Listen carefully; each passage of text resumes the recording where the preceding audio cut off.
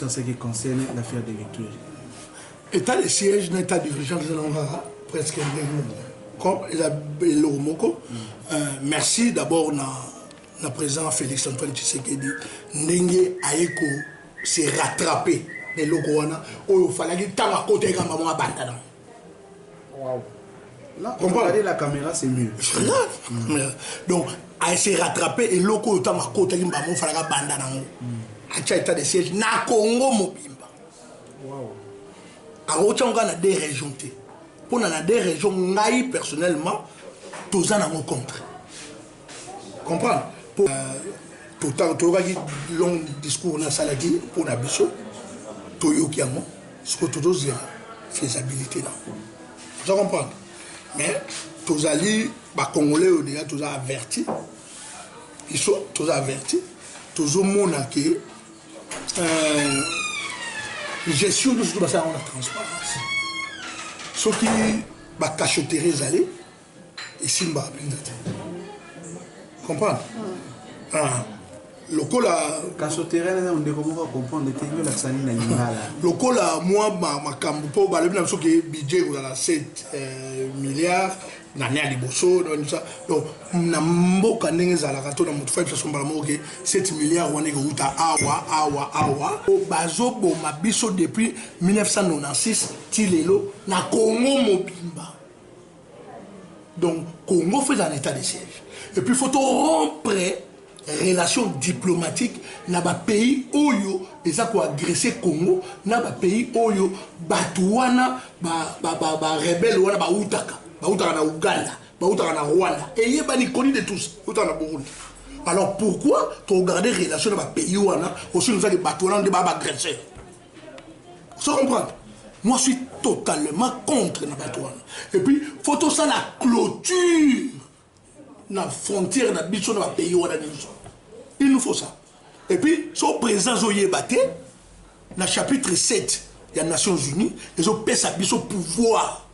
Il y a qu'on rompre les relations diplomatiques na bamboka surtout ceux qui est oumeli na makambo o ezo leka na mboka na biso ndenge l'équipe depuis 96 na bamboka wana l'équipe bon nazo souffrir modéro vraiment pour la yo papa Molière ils ont ce problème qui dit ça caprito fallait reloko mayo samwe il y a vraiment souvenir aussi que l'inga n'a pas l'échec bango pe bazo sekanga bazo yembelanga tikalissima moi c'est ali koka mwana magorodo pe bazo yorke ferkinyam bisous bye.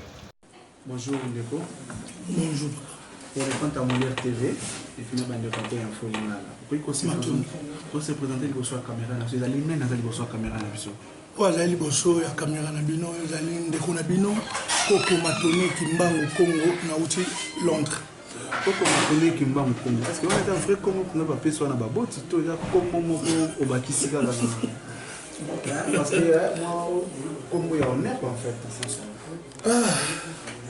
Moi peux me dire mais Matone c'est mon nom, le nom de ma mère, pour nom de maman nanga et puis Kimbangu eza combo yo fumu yemo apesa ginga ayutikela fumu nani fumu Kimbangu na Kimbangu obi ani ya botama ba kotikela mo atema kasa tikela ayutikela ngango tango to bandi bitumba en Angleterre. Combien de temps vous en Angleterre? Oh Bambolebe déjà ce qui est déjà bana bana ba 28 ou 29 donc mieux. Merci beaucoup. Kolanda yo na ba etanda ba les différentes chaînes depuis l'internet. Ni bisa biso. Objectif phare na yo, ils ala nini ya communiquer, ya ko adresser message à travers le monde. Ils se font pour ça na yo ala nini. Ils vont faire comprendre nini na ba ndeko nyonso ki na ba politiciens partout dans le monde. Na lingana faire comprendre ba congolais que biso ba congolais to ko zala ndenge to za télé.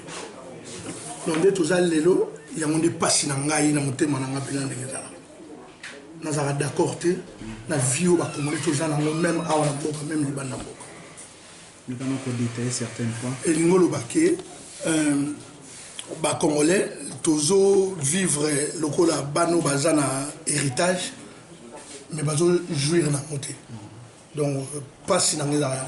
Ce qui passe dans les arrières, qu'est-ce qu'il faut faire pour que le peuple congolais se retrouve dans cette norme?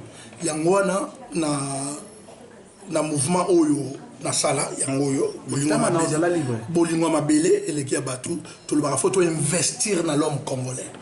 Excusez, vous allez clair. Mouvement au sein les alliés partis politiques, ONG, club des amis, les alliés. Mouvement na biso les alliés, mouvement à penser, à changement. Bah image érotique là. Les mouvement. Le bon ça va candidat. Candidat quand on peut dans mouvement ils ont un problème qui est rapport. Donc mouvement na biso c'est un mouvement à penser, à changement de l'homme congolais pour na Mais Kinshasa a évangile à l'aise. Na Kinshasa évangile à l'aise pour nos alliés et puis toujours qu'on soit bandeko bazana mécanisme on a biso bazao se joindre na biso puis toujours on a besoin de continuer pour la mutation combat tout dans en Europe toujours dans on a katia Congo.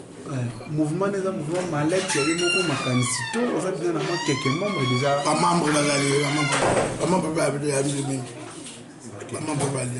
voilà membre bazali mais on met au bayo moi manqué ce que tout solo là mon fait tout côté na moi teke en ce qui concerne l'actualité gouvernement sama Congo les commentateurs Congo Kimbango parle-nous un peu à ce qui concerne quand tu vois ces gouvernements que pense-t-il est-ce que le gouvernement les vrais gouvernements bavarians disent aujourd'hui bon malgré tout pour moi na formation on est toujours en anglo-saxon et là on joue salami to bat basay logo faut d'abord le baga félicitations le bas merci félicitations merci mais sauf que bato mususu bazongi to ndenge zali wana to gaki long discours na salaki pour na biso to yokiango ce que tout aussi faisabilité là je comprends mais tous allés Congolais déjà tous avertis ils sont tous avertis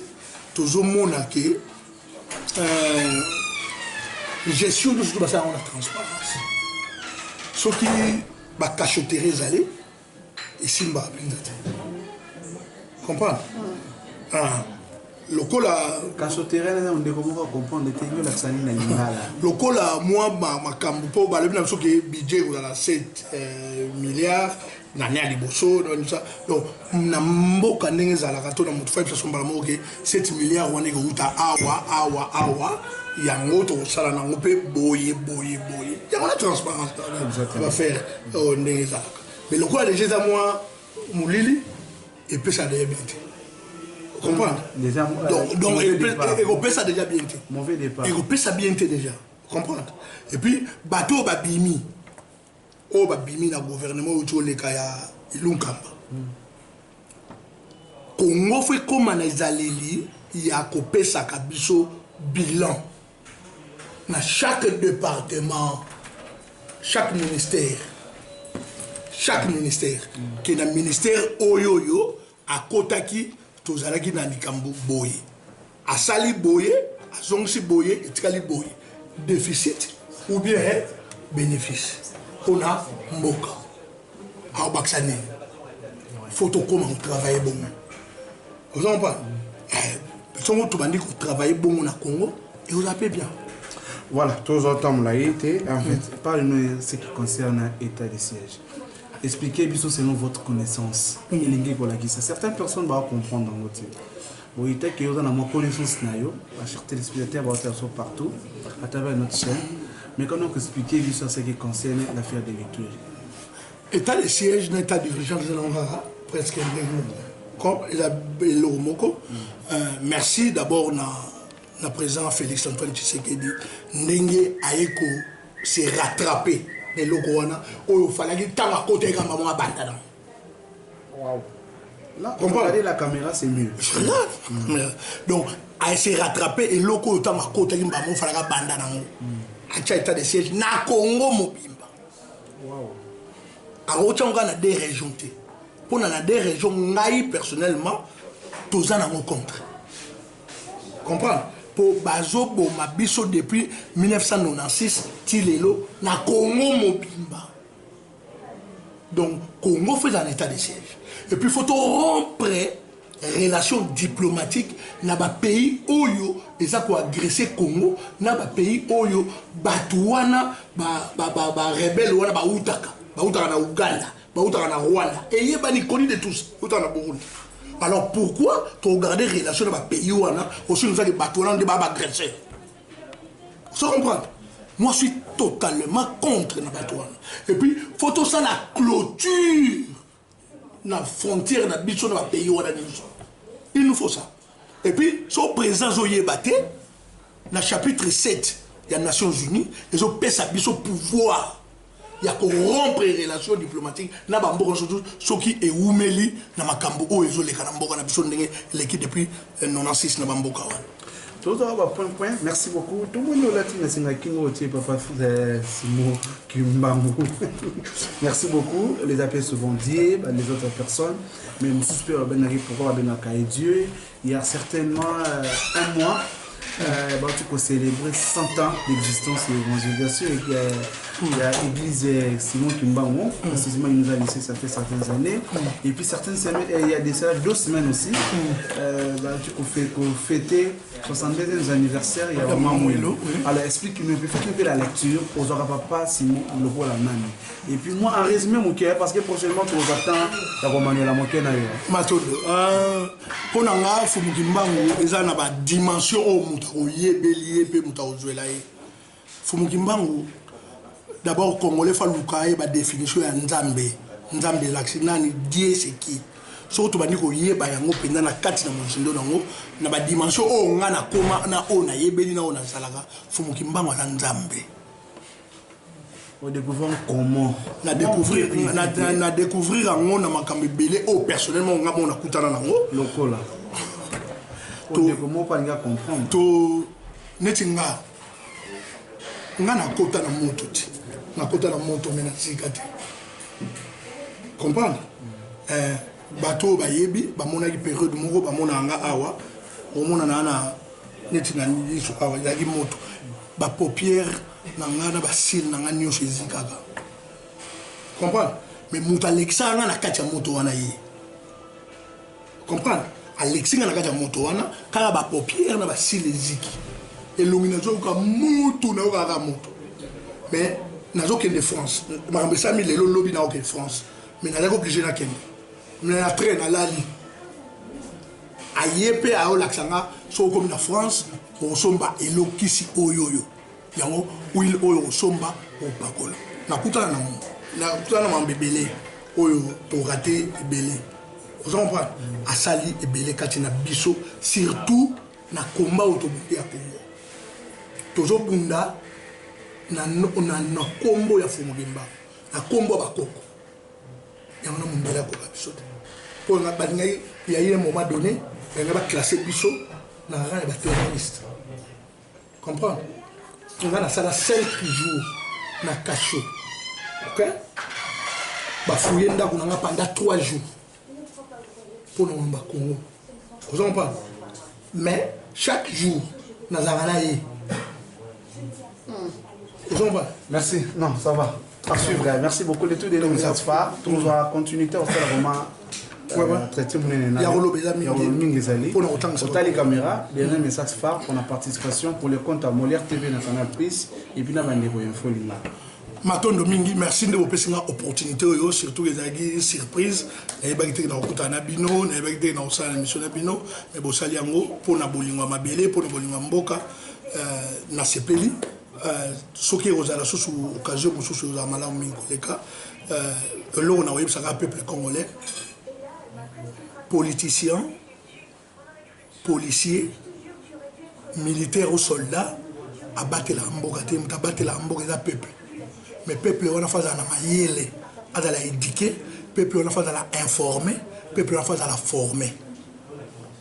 Ce qui toujours linga, to bête la politiciens sont beaucoup pour na jalelo, pour na ba fanatisme, pour na ethnie ou bien région. Le Congo a des très sérieux problèmes. On a toujours convoitisé, surtout par nos 9 voisins. Balinga abisoté, faut tous très préparé pour nous battre la quitte pour nous battre la mboka na biso message on a le peuple congolais yangwana et puis entre nous toye baki tous na maman moko maman Congo donc tous ensemble d'être longa matondo merci beaucoup.